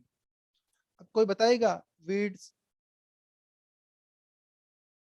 वो कैसे कंट्रोल हो जाएंगे ड्रिप इरिगेशन में, जबकि स्प्रिंकल में बाकी सब में तो आपके जो एक्स्ट्रा यू कैन से अनडिजायर्ड क्रॉप, पता होगा खेत के अंदर खरपतवार बोलते हैं शायद, या अनडिजायर्ड क्रॉप जो आप नहीं उगाना चाहते, वो भी जो आपकी मेन क्रॉप के साथ साथ क्या है उग जाती है वहां पे फील्ड में, तो वो इसके अंदर कैसे कम कैसे होगी एज कम्पेयर टू बाकी जो प्रीवियस मेथड पढ़े हमने, टेक्निक पढ़ी है जो, इसके अंदर कम कैसे होगी अनडिजायर्ड अगर क्रॉप। सर हाँ अगर बोलो। स्प्रिंकलर में देखें तो हम उसमें फर्टिलाइजर भी मिला रहे हैं और हर पूरी फील्ड में स्प्रे कर रहे हैं, तो तो क्रॉप तो ग्रो होगी, वीड्स भी ग्रो हो जाएंगी, पर यहाँ पे सिर्फ हम रूट्स में डाल रहे हैं, वो भी जो प्लांट हमें चाहिए उसकी रूट्स में, तो यहाँ पे वीड्स ग्रो नहीं होंगी। बिल्कुल सही बेटा, जो डिजायर्ड क्रॉप है डायरेक्टली उसके रूट जोन या बेस पे हम लोग पानी सप्लाई कर रहे हैं, पूरे लैंड पे तो नहीं कर रहे, तो क्या होगा, वो ही ग्रो करेगा मेनली। तो इसीलिए बोला गया कि वीड या जो अनडिजायर्ड प्लांट या अनडिजायर्ड क्रॉप या खरपतवार जो भी है, उनकी जो ग्रोथ होगी कम होगी as compare to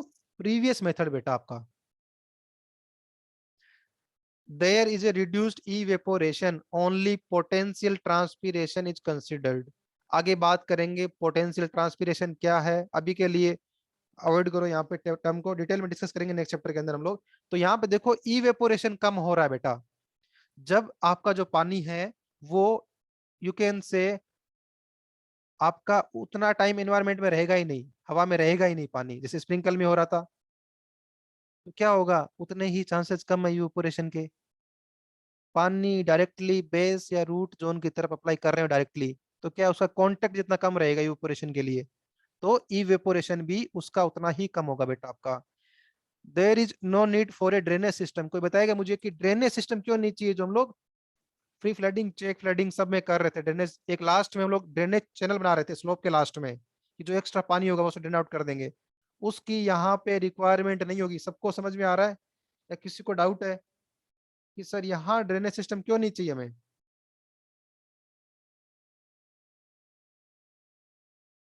any doubt कि बेटा जब पानी इतना एफिशिएंटली अप्लाई, यू कैन से बूंद बूंद सिंचाई नाम सुना है, वो ड्रिप इरिगेशन है, हिंदी में शायद में भी बूंद बूंद सिंचाई बोलते हैं इसको, वो ही आपका ड्रिप इरिगेशन। अब तो क्लियर हो रहा है सबको कि बूंद बूंद सिंचाई, ड्रॉप बाय ड्रॉप सिंचाई जो करते हैं इरिगेशन करते हैं, वो आपका ड्रिप इरिगेशन है बेटा आपका, क्लियर है। तो जब पानी की अमाउंट ही उतनी है तो ड्रेनेज का जरूरत कहाँ पड़ेगा बेटा आपको, जब एक्सेसिव वाटर है उस केस में ही आपको जरूरत पड़ती थी ड्रेनेज करने की, ड्रेन आउट करने की।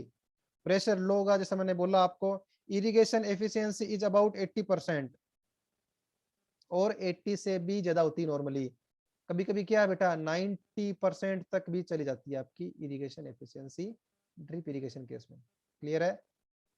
अब कोई बोलेगा कि सर स्प्रिंकल में भी तो 80 तक थी बेटा, उसमें था अप टू 80% अचीव कर सकते हो अगर सब कुछ सही रखा, तो इसमें क्या होती है, इसमें तो 80-90% की रेंज में ही होती है आपकी एफिशिएंसी। तो क्या समझ आया सबको कि अब तक जितने भी टेक्निक पढ़े हैं मैंने, उनमें सबसे ज्यादा एफिशिएंटली वाटर अप्लाई किस में होता है?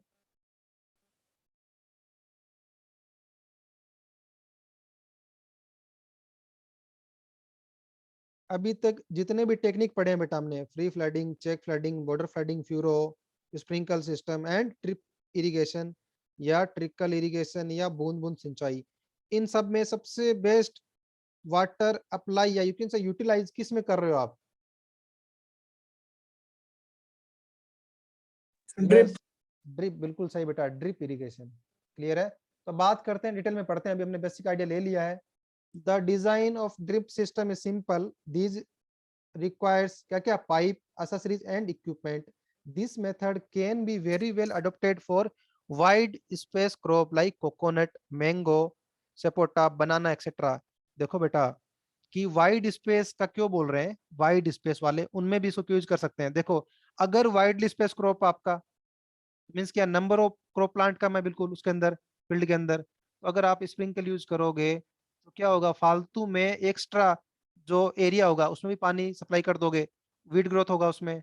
तो उस केस में क्या है, आपको ड्रिप इरिगेशन यूज करना चाहिए, हमें तो केवल उस प्लांट को ही पानी पहुंचाना है, और नंबर ऑफ क्रॉप प्लांट भी कम, यू कैन से क्या होगा उससे आपको, तो उस केस में आपको ड्रिप इरिगेशन ही यूज करना चाहिए।